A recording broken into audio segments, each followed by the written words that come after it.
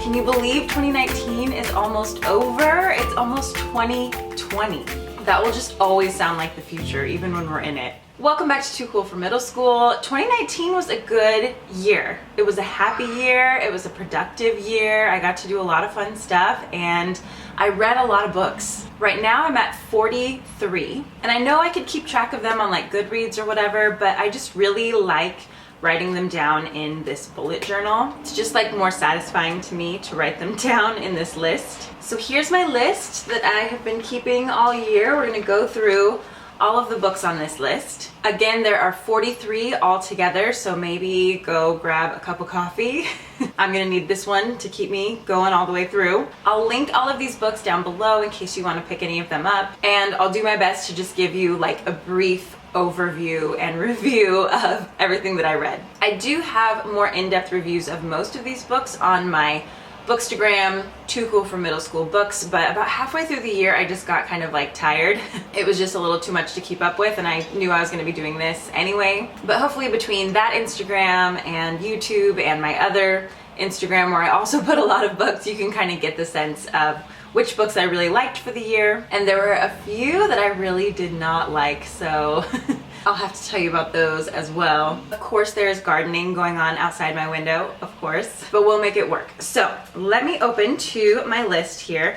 And okay, I read 43 books. I probably started at least 43 other books that I just haven't finished yet. I kind of like bounce around between books and go back and forth. I'll pick things up later. So you might have seen me reading something that doesn't end up on this list, but hopefully I'll finish it next year. Okay, book number 1 in 2019 is called Beyond Colorblind by Sarah Shin. This one was part of a bit of like a self-imposed text set on myself. Last year I started reading a lot of theology books and just kind of like church commentaries by people who were not white men. I've really enjoyed reading books by women of color in the church and just hearing their perspective. And I truly feel like reading those kinds of books have just taken my faith and my understanding of what it means to be a Christian to a whole nother level. And they've really held me so much more accountable too, I think. So this one, Beyond Colorblind, is about racial reconciliation within the church. And it's one that I definitely recommend along with the next book that I read, which was I'm Still Here by Austin Channing Brown. Austin Channing Brown is a Black woman who has been involved in a lot of different ministries, and she just has this perspective on what it feels like to be Black and to be a woman in these spaces. And I think for anyone who wants to be a part of a church or who works in ministry at all, these books are really, really important to read. And then I can also see how both of these books would just be so confirming and healing for people who are on kind of the other side from me, where they've had these experiences and these feelings that are not welcoming and hurtful. So I definitely recommend both of those. I gotta go a little faster here, don't I? Okay, so book number 3 was Anne Frank's Diary by Ari Folman. This is a graphic novel of Anne Frank's diary, and I teach 8th grade English, and we read, you know, the kind of more traditional, the play version of the Diary of Anne Frank, and this goes along with it so well, and it's such a great resource for teaching. The next one was On the Come Up by Angie Thomas. I loved this book. I love Angie's voice as an author. I love that she brings current events into her books for young adults. There are so many just really scary, really confusing things going on right now. And for teenagers and young adults, it can just be difficult to try to like navigate through this world. And so I think that her books are a really great place for them to kind of explore like an ending to some of these stories, you know, that just seem kind of never ending in the news. This is another example of a book that could be so like healing and confirming for a Black student, but these are books that your white students need to read, that students of all backgrounds and races and cultures need to read, because our world is so interconnected and we need to understand the experiences of all kinds of other people. The next one I read was We Got This by Cornelius Minor, and I don't read very many like teaching books at this point in my life anyway. I'm getting a little bit more into it, I think, after like my credential program and stuff, I was just a little burnt out, but I like this one a lot. It's kind of like a graphic novel, and he includes a lot of like thinking maps and graphic organizers and practical ways to think through problems sort of on a small scale and a larger systemic scale in your classroom or at your school or in education in general. And it's very different to any other kind of teaching book that I have read before. So if you know a new teacher, I think this would be a great gift for them. Or if you've been teaching for a long time, I think this is a really good one to kind of reinvigorate and refresh you. Then I read Roll of Thunder, Hear My Cry by Mildred D. Taylor. This was one that I taught to my 8th graders last year, and I had actually never read before. It's part of a series, and I've heard so many people say that they love the entire series. Mildred D. Taylor is an incredible author. I have a video all about how I taught this book, so you can refer to that to get more of an in-depth review of the book, but it's wonderful and it has my favorite fictional teacher. I love Mama in that book. She has so many good quotable lines. The next book I read was one of my favorites of 2019. This one is called The Strange Career of William Ellis by Carl Jacobi. This is like my favorite type of history to read. This man was born in Texas when slavery was legal, but then it was outlawed maybe when he was like a teenager or something, and he was light-skinned. I think that his grandfather like owned the plantation, and they had a lot of workers from Mexico also working in the fields with them. So he grew up kind of light-skinned and speaking fluent Spanish as well as speaking fluent English, and he was so brilliant to realize that he could use all of these rigid categories that we had in the United States to his advantage. So he actually moved to Mexico and pretended to be, he had all of these different identities for himself, that he was Mexican. He tells other people he's Hawaiian. He tells other people he's Cuban. He can go back and forth between languages. He just creates these different identities for himself depending on what is, more advantageous for him. And he becomes a millionaire. He marries a white woman and has, even lighter skinned kids. And he's able to keep up this charade for the most part. And it's just so interesting to see how he moves between these different worlds. His life is still very difficult, of course, but this was one of the best history books I've ever read. And I read a lot of history books. Oh my gosh. Then right after that, I read another one of the best history books I've ever read. This is seriously way up there. They Were Her Property by Stephanie E. Jones Rogers. This book is about the role that white women played in buying and selling enslaved people. So often when we think of the institution of slavery, we just kind of conjure up these images of these really evil white men, these slave owners, which is true. And the women just don't really get a second thought. We kind of give them a pass as if they were not involved in this. But one of the things that Jones Rogers makes really clear was that because white women couldn't inherit money and like land and homes the same way that men could, they had to be very savvy with how they like stored and accumulated their wealth. And so they were allowed to own people, they were allowed to own enslaved humans, and they could pass them down, and they could like buy and sell and trade them. And so even very young children would be given a slave as a gift. And this is just such an interesting book to look at, like the intersectionality of identity. So like, yes, women are always marginalized in so many ways, but oftentimes women can like take that marginalization and step on other people to try to gain an advantage, to get closer to,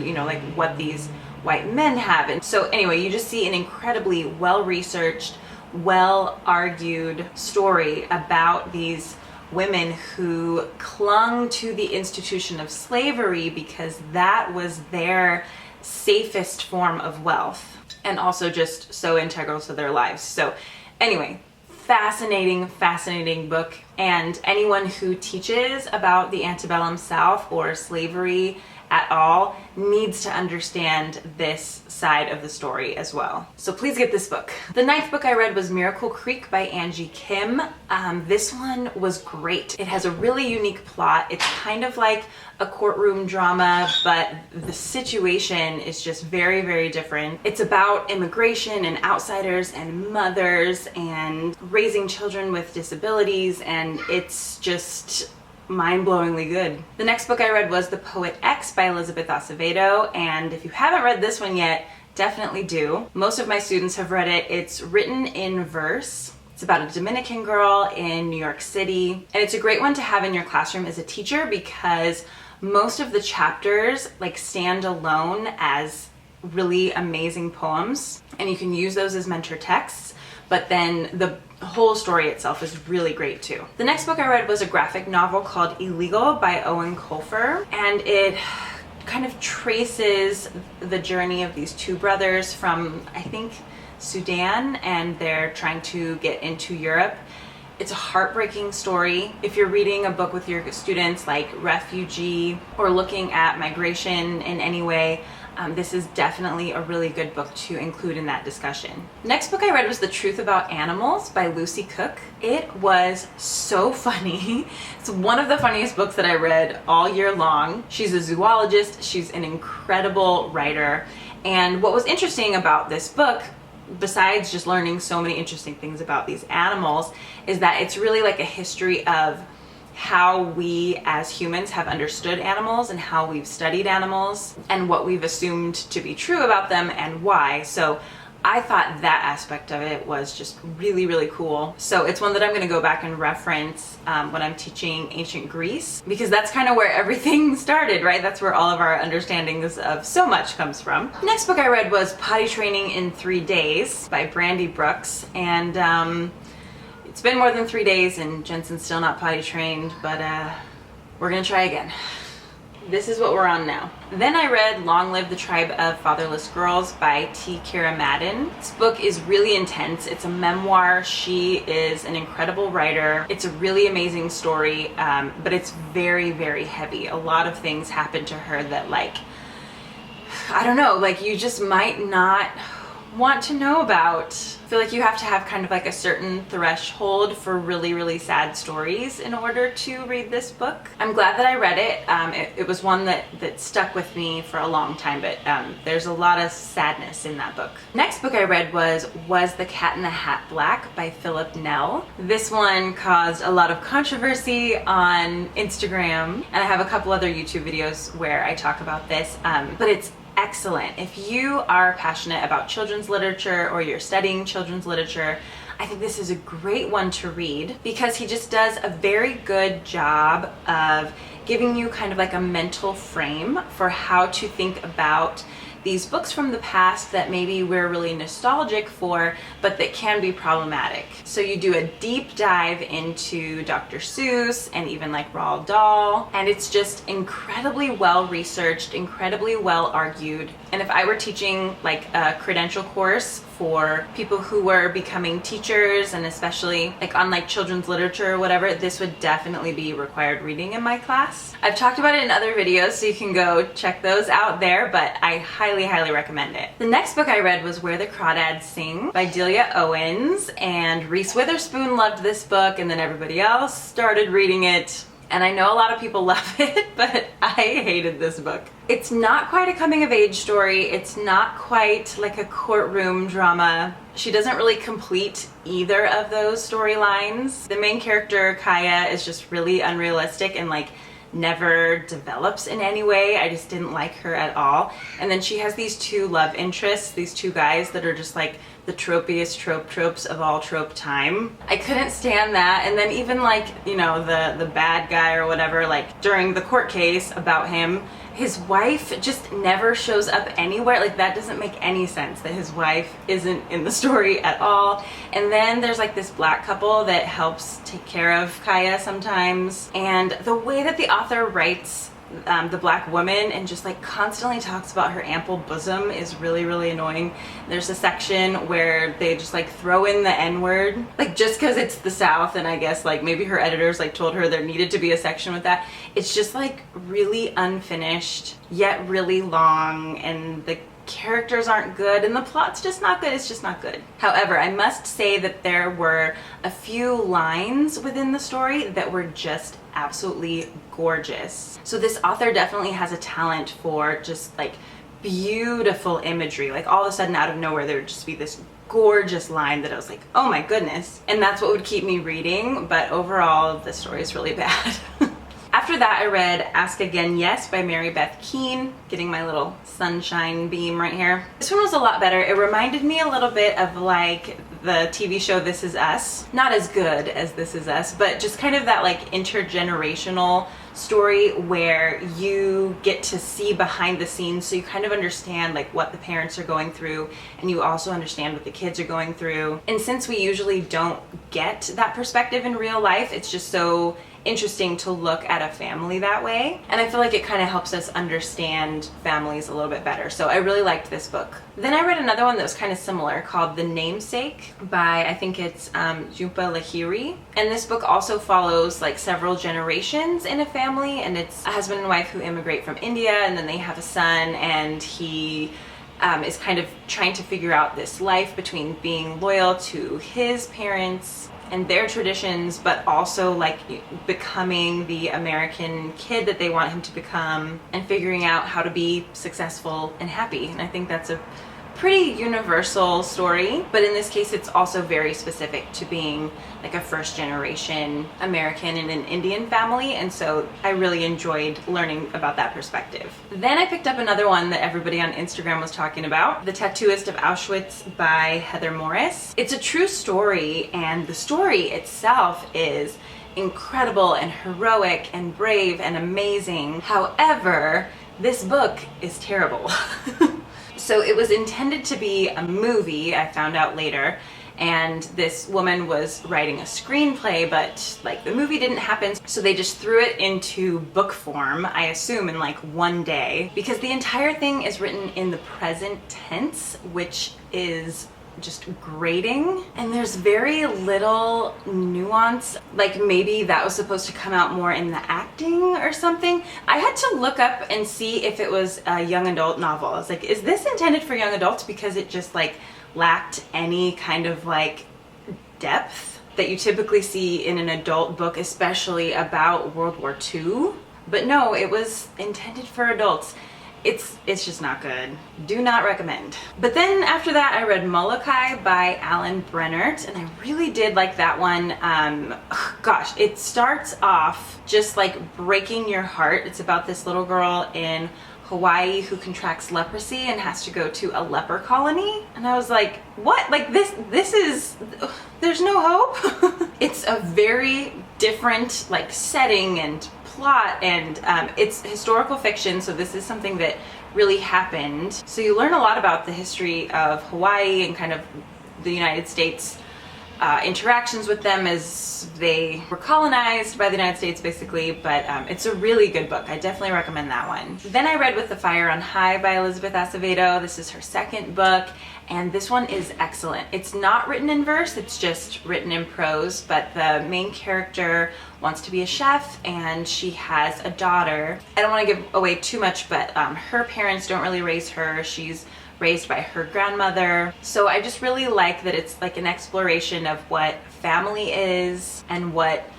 you know, dreams for yourself are and what motherhood is and friendships and connections. It's just incredible.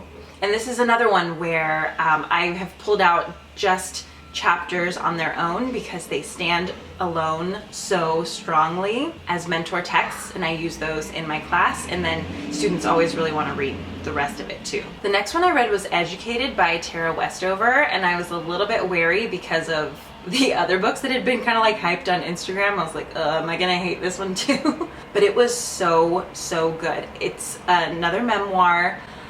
Her situation, her life is just bizarre. She grows up in like a doomsday prepper family in Utah, and it's it's wild, the kind of things that happen to her.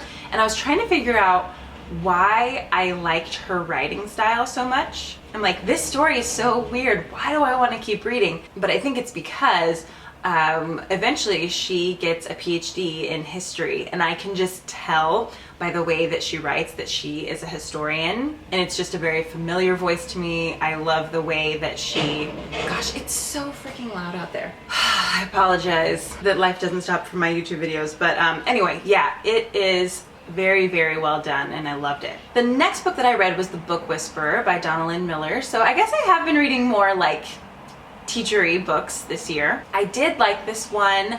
I connect with her in that I'm also a reader who teaches reading. So basically what she's saying in her book, I guess, is that you've really got to use that to your advantage. If you are a reader and you understand the magic of reading, that's going to help you connect with even the kids who don't like to read yet. It did change a lot of the things that I did this year with my like kind of independent reading system. So I'm going to make another YouTube video about that. And so far it's actually gone really, really well. So I think I was able to glean a lot of great wisdom from this book, even if I didn't use everything. Then I took a chance with another like Instagram famous book, The Woman in the Window by AJ Finn. It's really good. It's a suspenseful mystery. It keeps you guessing until the very end. But then like if you go look up this author, he's like a total nut. Like I don't know what's going on with this guy, but that almost makes it like even more interesting. We're gonna try to turn away from this light a little bit. Okay, it's chasing us, but we're just gonna keep moving. Okay, so that was The Woman in the Window. Oh, the next book that I read is called I Like to Watch by Emily Nussbaum. She's a Pulitzer Prize winning journalist. She does like TV reviews. So it's a collection of a bunch of her TV reviews. It's like a collection of essays. Another one of the best books that I read this year, and one of the best books I've ever read.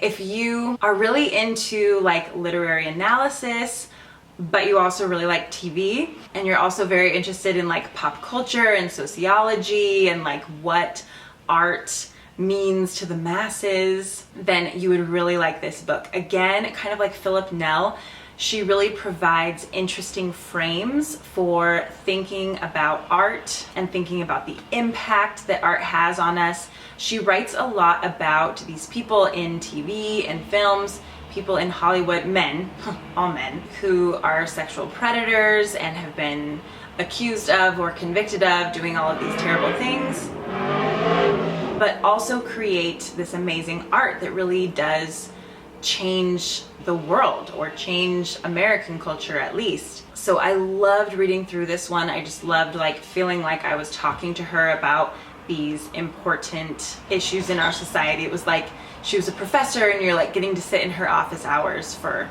hours at a time. Okay, so now we're up to like the beginning of the school year. I read Born a Crime by Trevor Noah. I started reading just like the regular book, and then everyone suggested I listen to it on Audible because he does the reading and he's got all of these like different accents and everything that would be kind of hard to pick up from the book. So I agree. I think that's a great way to read this one. Trevor Noah is great. This book is great. It's his memoir, and then it just also has so much interesting history about South Africa and apartheid and just like coming out of apartheid. The book is mostly about his mom. It's hilarious. It's heartwarming. There is a young readers edition, so I have that one in my classroom, and just the regular one as well. And this is another one that I've like pulled out sections to use in class. The chapter on language in particular is really, really good. The next book I read was another one of my favorites. So far, all of my favorites have been nonfiction, but this one is fiction. It's called Red at the Bone by Jacqueline Woodson. I guess it's another kind of like multi-generational story, also set in New York. This is a book about a Black family and their daughter, and it's just so beautifully written. Like, I guess not a lot happens in the plot. There's not, you know, like these huge story arcs or, you know, like moments of lots of suspense or anything. Oh, good. Okay, bring it to me. I want the green one. Okay. The blue one. Ah! Thank you. You're welcome. I got you. But it is masterfully written, and the very end, like, I can't even describe how powerful the very, very end is. That will stick with me as one of like the best endings in a work of fiction I've ever read. Okay, I'm switching cameras because my battery died, so clearly I've been talking for too long. All right, so book number 28 was Look Both Ways by Jason Reynolds. If you teach middle school English, you've got to have Jason Reynolds on your bookshelf. This one is incredible. It follows 10 different kids as they walk home from school. So I think this is just like such an interesting setting to put all of the kids in, because it's after school where your teachers are watching you, but it's before you get home where your parents are watching you. So it's this like unique time during your day of freedom and a little bit of danger, and it's just so creative and so well done. Then I read More to the Story by Henna Khan, and this one is based on Little Women, but it's set, you know, in modern times, and the family of 4 girls is Muslim. I think they're from Iraq, or their parents are, and so the stories are very, very parallel, but then there's some really interesting differences too. So a new adaptation of Little Women is coming out in theaters like tomorrow. There's something about this story with all these sisters that we just really connect with, and so I loved this version of it also. Then I read something really different called Do You Mind If I Cancel by Gary Janetti. I love his Instagram. I'm obsessed with his Instagram. He's very snarky, very hilarious. I think he was one of the writers on Will and Grace. So this is a memoir of his life growing up in like New York suburbs in like the 80s, I guess, 70s maybe. It's really, really funny. It's kind of like a distinct brand of humor, but I loved it. The next book I read was one of my favorites, Inspired by Rachel Held Evans. She passed away this year, and I was surprised like how hard I took that news. I don't think I really appreciated her as much as I could have when she was here. I would kind of like refer to her and, you know, like use her blog posts to like prop up certain arguments that I wanted to make and stuff. But I didn't realize how brilliant she is. Lin-Manuel Miranda actually listed this book as one that he was reading, and I was like, oh yeah, I need to read that book. I'm surprised I haven't read it. I grouped her in with a lot of other writers who kind of look like her and are, you know, white women around her age that had a blog. But she's very, very different. Her voice is very unique. Her intelligence and research skills and analysis skills are head and shoulders above most of the other people that I've read. This book is so powerful and just one of the best Bible commentaries really that I've ever read. Then I read To Hell with the Hustle by Jefferson Bethke, who is somebody that I might have like, you know, lumped together with Rachel Held Evans and like put them in the same little group. Oh goodness. She is infinitely better at writing and thinking and communicating than he is. This book is bad. Like, it is so poorly written, so poorly researched, so poorly edited. I don't know who his editor was, but I could like see the bad editing in the book. It's awful. So he does like YouTube videos and stuff that they're good. They help people. I think him and his wife have a ministry for like families and stuff, and it seems like they do a lot of good things, and like his overall message is fine. It's good. I like this kind of like rejection of like a constant hustle, but oh my goodness, the book is so bad. Things like using the word surreal twice in the same paragraph. Like, where is your editor? I do not recommend it. Just watch one of his YouTube videos. Zooming in a little bit more, we're on the last page. We're on the last 10. So book 33 that I read was Homegoing by Yag Yassi. I started this one and went back to it like a couple of times. Clouds, what are you doing? So I feel like I was kind of confused about this book at first, because I think on the back and then from other people or something, I heard that it was about 2 sisters and their different trajectories in Africa and then on the North American continent. But that's not what it's about. It's another like multi-generational story, and each chapter is about a different person in the family, and it spans like 200 years, more than 200 years I think, in one book. So don't listen to the back. That's not accurate. It goes back and forth between Africa and America, and it like jumps down a generation each time and shows like the parallels of the branches of this family tree. So it's excellently done. I guess you could call it historical fiction. One of the best books that I've read all year. Beautiful and important and just creatively structured. This one I think I actually read a lot earlier in the year, but I forgot to write it down. Lies My Teacher Told Me by James W. Lowen. If you're a teacher, if you teach history especially, read this book. It would go along very well with like, Was the Cat in the Hat Black? Because it's just an analysis of like, what are we teaching our students through certain stories, and which stories end up in the textbooks or end up in, you know, the canon, and why, and what is the effect, and is it even accurate? Then I read The Downstairs Girl by Stacey Lee. Last year I read another book by her. I can't remember the name of it, but she does like historical fiction during like the 1800s, kind of like the Wild West, and she'll include a Chinese character. The main character in both of her books is a female Chinese character. I really liked this book. I think it's great for middle school students, like 8th grade students. It's perfect. My critique with this one is that it's really hard to write in the first person when you're doing a historical fiction novel and you're trying to maintain like the voice, even in the thought patterns that somebody would have in like 1870 or whatever this is in, but not make it sound like too stuffy. But the easy fix is just to write in the third person. I'm not sure why she doesn't do that. I feel like it would be stronger if it were written in third person, but it's good. The next book I read was The Water Dancer by Ta-Nehisi Coates. Wow, clouds again.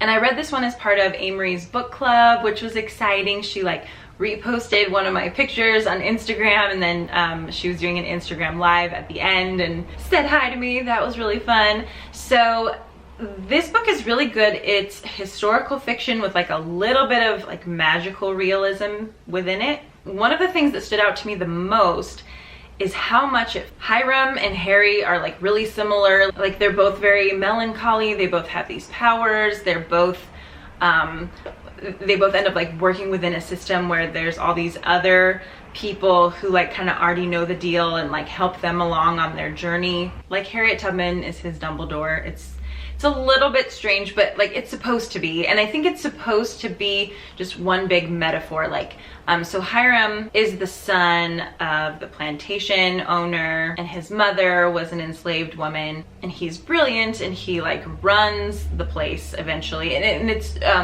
during like the downfall of these plantations in Virginia. And so I think that like these plantations are supposed to be a bit of a metaphor for like the United States, and so it would make perfect sense for Hiram to inherit this plantation, but he can't do that, even though he knows everything about it. It's really him and his family, his people that have built it and maintained it and kept it running, but you know, his father will never let that happen. And he has a half-brother who's the rightful heir, who's an idiot. So I feel like I actually need to read it again as just like one giant metaphor for the United States, but it's beautifully written. It's definitely one that I think is best read in some kind of like a book club. I think that it's one that you want to go talk with people about and kind of like work through things together with. Okay, then I read American Born Chinese by Jean Luen Yang. That one's a graphic novel as well about a Chinese American kid. Highly recommend that one for your classroom. Then I read Bread and Roses 2 by Catherine Patterson. This one was part of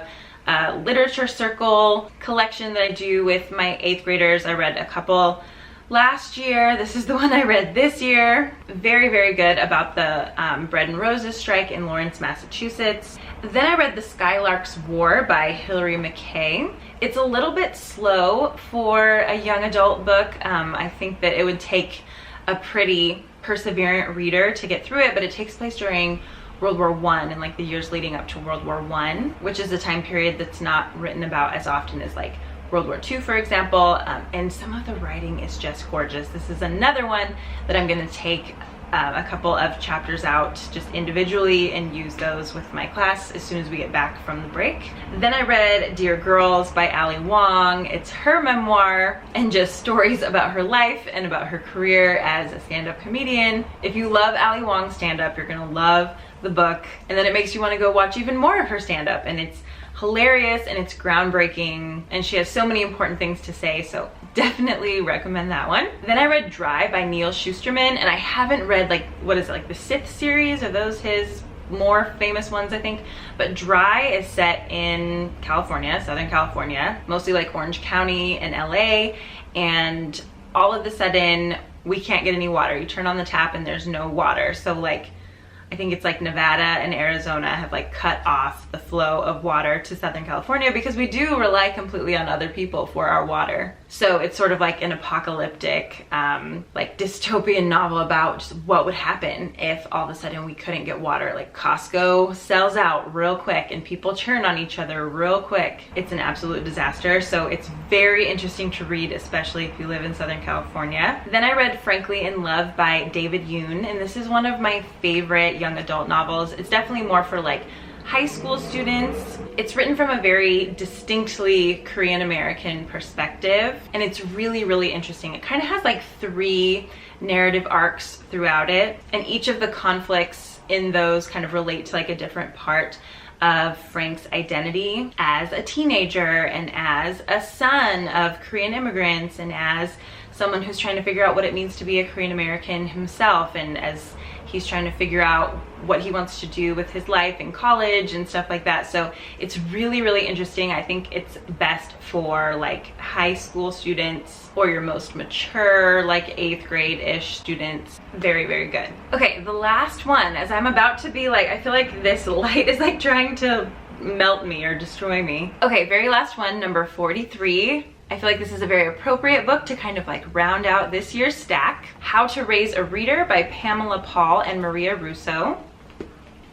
Both of them are editors of the New York Times Book Review, and they just have an extensive knowledge of all of the best books at like different levels. So they walk you through like developmentally what's happening with little kids when they're babies and toddlers and just like learning to read, and then just starting to read independently and getting into like those middle grade books, and as they become teenagers, and like what's the best way to keep them interested in reading, and what are some great book recommendations. So they have an extensive knowledge of just the best books that are out there.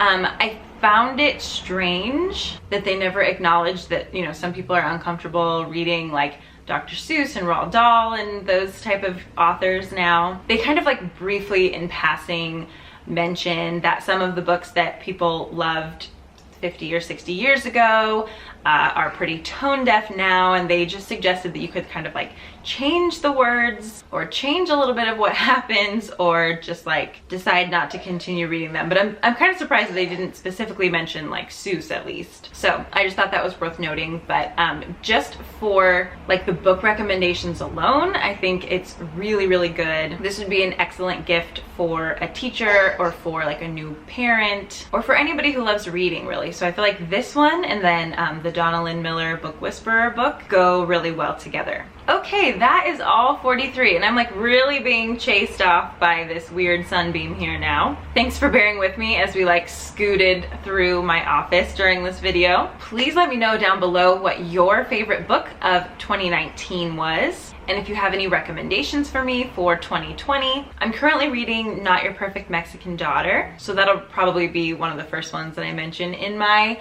2020 video. I'm thinking next year I need to like split it up. Like maybe in the summer I'll do like the books that I've read halfway through the year, and then at the end I'll do the other half because this one's long. Anyway, I wish you a happy new year, a happy 2020, and happy reading. See you in my next video. Bye.